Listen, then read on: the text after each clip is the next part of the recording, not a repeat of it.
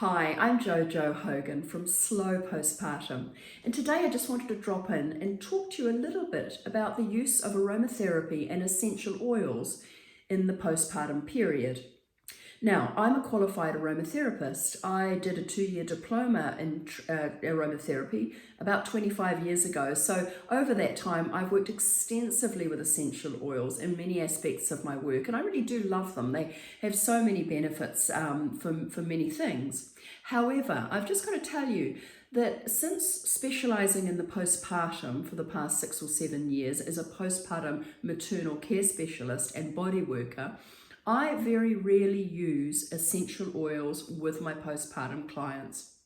Now, there's a couple of different reasons for this, and one of the main ones is that the sense of smell between the new mother and the new baby is both heightened.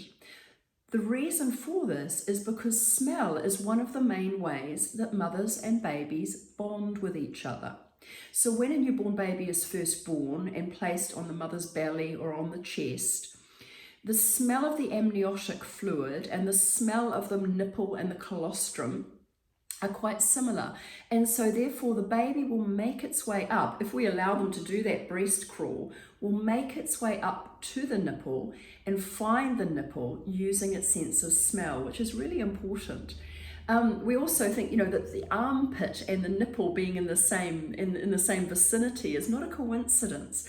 The baby needs to bond with the mother using its sense of smell, and that's really important. And one of the reasons that we encourage new mothers not to use soap or deodorant in those first few weeks, in order for the baby to be able to really use its sense of smell to find and self-latch onto the nipple. So when I visit my mums in those first few weeks after the birth as their postpartum doula and body worker, I avoid the use of essential oils because I don't want to interfere with this delicate balance between the baby's sense of smell and the mother's sense of smell. And the baby also is very, very sensitive. So we don't want any essential oil to get onto the baby's skin, for example. It's too strong, too potent. It's also unnecessary unless you're treating something really specific. Like I might, an example might be using an essential oil in a balm or a cream for perineal healing, for example, in a localized way. I might be doing that, but I wouldn't be covering the mother in a blend of essential oils for a massage. I'd avoid that completely for quite a few weeks or even months, making sure that the baby didn't come into contact with essential oils. Now, the other thing that you sometimes see was when I go into a new mother's house is that she might have an essential oil diffuser going. And diffusers are a lovely way to fragrance the air around us, and we get a small therapeutic benefit from having essential oils in the air, even though it's a very tiny amount. However, for newborn babies, again, not so necessary. We don't want a newborn baby to be inhaling essential oils for too much of the day.